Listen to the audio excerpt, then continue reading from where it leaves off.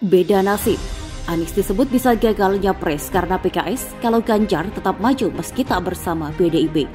Survei itu, mayoritas pemilih PDIP dan Ganjar Pranowo ini akan tetap memilih Pak Ganjar nih, meskipun ya nggak diusung PDIP. Tingkah laku Anies yang makin bikin muak karena sudah kelewatan batas mempolitisasi. Tapi ada gubernur yang dimaki-maki, gubernur kafir. Yang bikin muak juga adalah bagaimana Anies menjilat ludahnya sendiri. Ini juga bikin jijik. Sebagai Capres 2024, respondennya ada 87,5% pemilih PDIP dan Pak Ganjar tadi nyatain bakal tetap milih Pak Ganjar meski nggak dicalonin sama PDIP.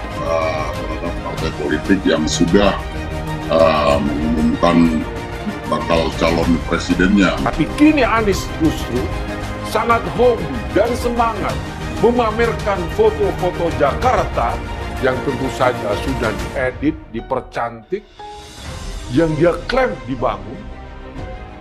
Benar-benar Anies menjilat ludahnya sendiri, bukan? Dalam hal ini kita semua sejarah mencatat, teman-teman media semua punya catatan dan bahkan dokumentasi yang lengkap. Bagaimana Pilkada DKI Jakarta yang lalu dilalui Pak Anies dengan melakukan politik identitas. Kalaupun dia tidak secara vulgar melakukannya, tetapi dengan beliau mendiamkan dan mengikuti alurnya dan ikut menikmati hasilnya, itu juga bisa dikategorikan sebagai melakukan politik identitas. Ditambah dengan kinerja yang buruk di DKI Jakarta. Kami punya catatan lengkap, mungkin bisa dilihat nanti teman-teman bisa menyediakan rinciannya gitu. Jadi ini karena hal yang sangat mendasar, Tiko, sehingga tidak memungkinkan buat PSI untuk mendukung Pak Anies, siapapun partai yang mendukungnya. Jadi bukan soal PSI tidak mau berkoalisi dengan Nasdem. Kami punya komunikasi yang baik juga dengan Pak Surya Paloh. Kami menghormati beliau, tetapi ketika pilihan Nasdem jatuh kepada seseorang yang menurut kami melakukan dosa besar buat demokrasi kita, bukan dosa kepada PSI loh ya, dosa besar kepada demokrasi kita, bangsa kita yang beragam ini dengan melakukan politik identitas, memecah belah persatuan dan kesatuan bangsa, dan masih terasa sampai sekarang dampaknya. Oleh karena itu kami tidak akan mendukung Pak Anies terlepas dari siapapun partai yang mendukungnya. Itu sudah harga mati. Itu aja. Soal beda itu nanti akan kelihatan dalam perdebatannya. Sekarang nggak ada loh, ini sembunyi-sembunyi semua loh ini. Dan semua capresnya akhirnya cari aman. Nggak berani ngambil sikap. Kenapa? Kalau dia ngambil sikap, ada 3 benturan yang mungkin dia terjadi. 1, benturan kepada massa. Ya, orang seperti Anies, mohon maaf ini ya, tiba-tiba menjadi Nasdem itu kan ada resikonya. Karena dia kan tadinya dianggap ada di kanan kan, oposisi lah, ini kan tokohnya oposisi. Sementara Nasdem kan hampir 10 tahun ini pendukung pemerintah. Yang kedua, kepada elit parpol. Kalau dia tiba-tiba salah ngomong, elit parpol bilang, loh kok kayak begini ini orang, saya nggak jadi nyalonin dia lah. Atau kepada Bohir. Nah, ini keluar nih kata-kata. Karena Bohir itu pasti nyari capres yang sesuai dengan kepentingan bisnis. Orang-orang ini punya kepentingan dalam bisnis juga memantau. Nah inilah yang menyebabkan politik kita akhirnya dikelola dari belakang. Tidak fair. Tidak fair kepada rakyat.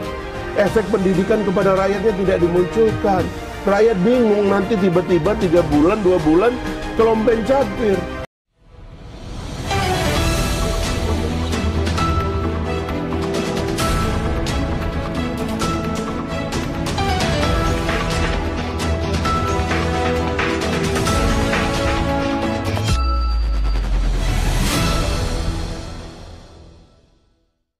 Pengamat politik Adi Prayitno menyebutkan bahwa menjelang pemilihan presiden atau Pilpres 2024, berbagai kejutan masih bisa terjadi.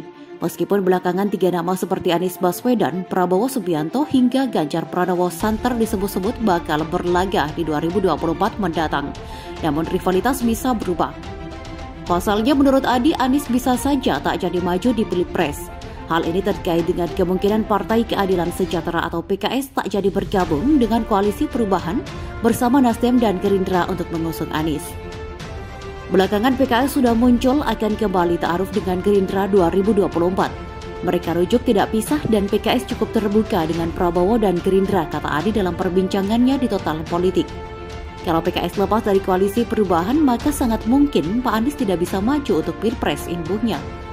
Lebih lanjut tadi menyebutkan jika PKS benar-benar tak bergabung, Anies benar-benar bisa gagal nyapres karena tidak ada partai lain yang berminat. Kalau tidak ada dapat PKS atau Demokrat, kok rasanya partai lainnya nggak ada yang berminat. Gerindra dan PKB tidak ada yang berani nyebut Anies. PPP nggak berani juga itu, ungkap Adi. Berbeda dengan Anies Baswedan, Ganjar Pranowo malah bisa dapat sekoci lain jika PDI Perjuangan tidak mengusungnya. Saya asumsikan Ganjar itu misalnya saat ini agak sulit masuk jaringan elit PDIP buat tiket capres. Oke, Ganjar tidak masuk, tapi partai politik lain kan cukup terbuka, ujar Adi. Dulu dikaitkan dengan KIB, deklarasi PAN di berbagai tempat sejumlah pengurus PPP di berbagai tempat yang menyebut Ganjar Pranowo mungkin akan diletakkan di meja perundingan, imbuhnya.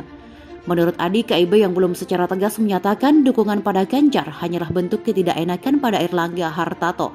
Jadi kalau Pak Zulhas atau Pak Mardiono bilang Pak Airlangga nggak bisa maju, mereka tak enak hati.